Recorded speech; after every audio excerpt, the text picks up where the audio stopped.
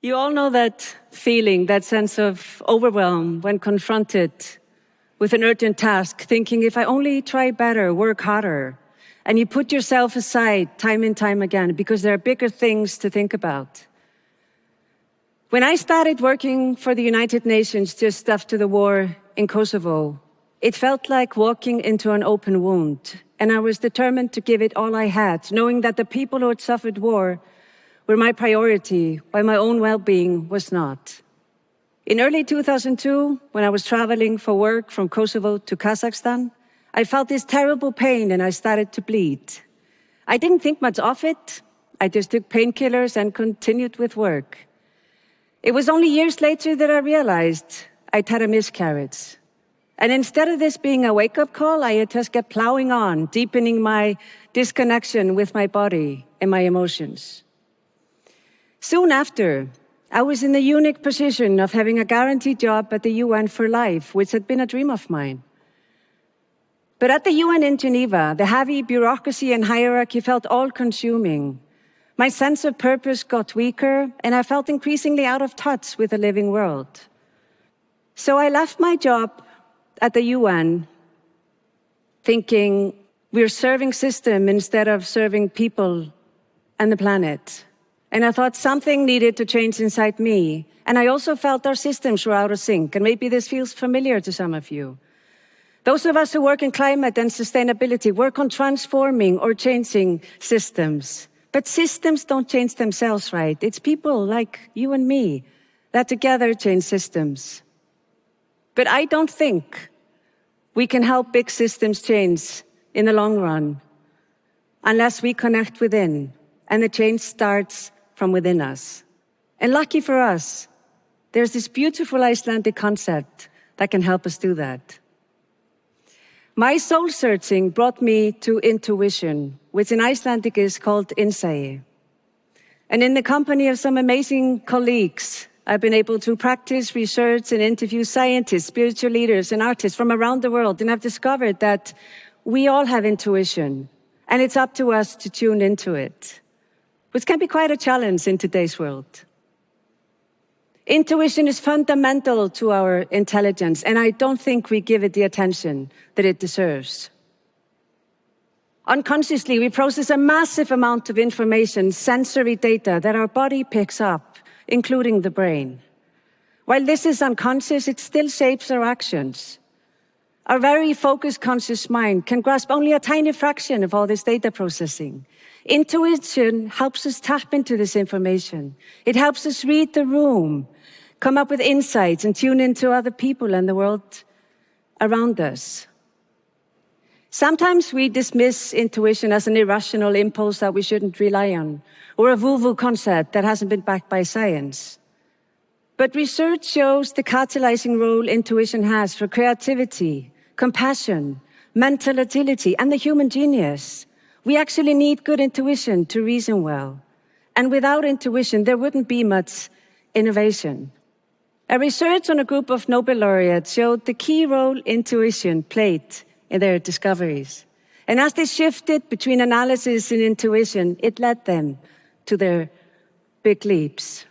My search for answers brought me back to my roots and helped me see with fresh eyes the Icelandic word for intuition, InnSæi. InnSæi helps us reframe intuition because it brings together the scientific and the spiritual, the solid and the poetic.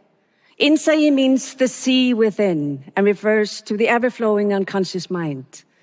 The sea within cannot be put into boxes because then it ceases to flow.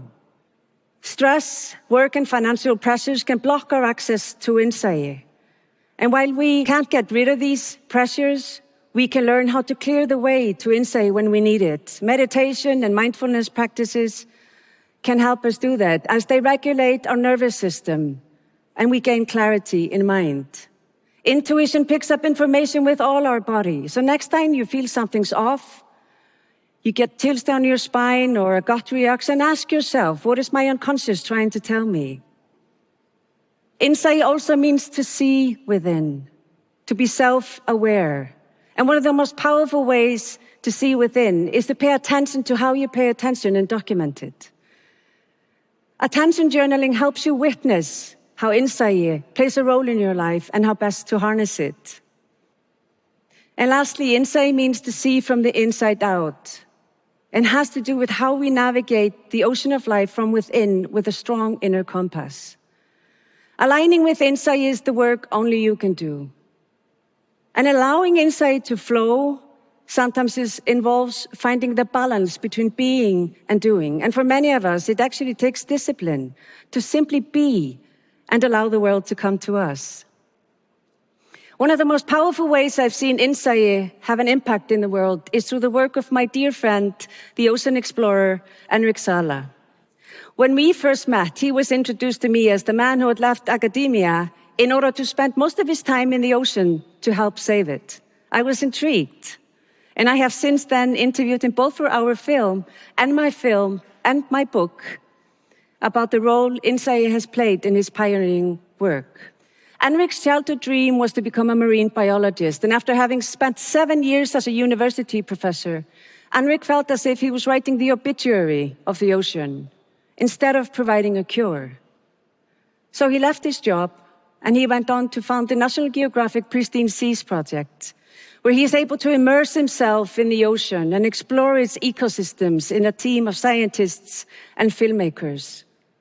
Spending time in the ocean has helped Henrik enormously develop his intuition about what's wrong with the ocean and how to bring it back. Since 2008, Pristine Seas has been able to establish 27 of the largest marine protected areas in the world, covering an area more than twice the size of India. Henrik's story supports research that shows that intuition gets deeper and better with experience, knowledge, and expertise. Also, how we immerse ourselves in the world, consciously or unconsciously, shapes how we show up and how we navigate it. The world we live in is very much like the ocean. It's constantly changing, and we need to decide which direction to go. We're now midway into the decisive decade for climate change. We're taking stock, renewing our understanding and agency.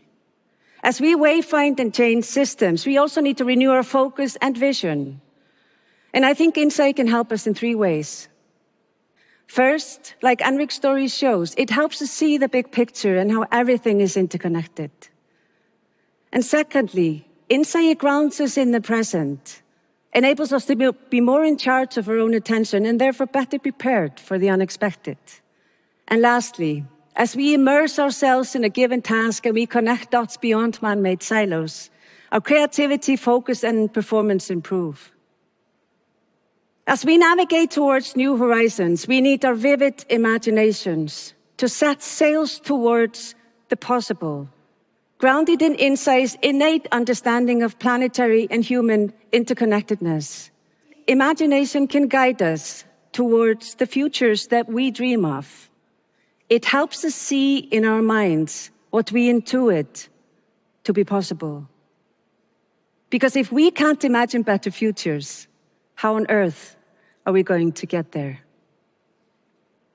Thank you.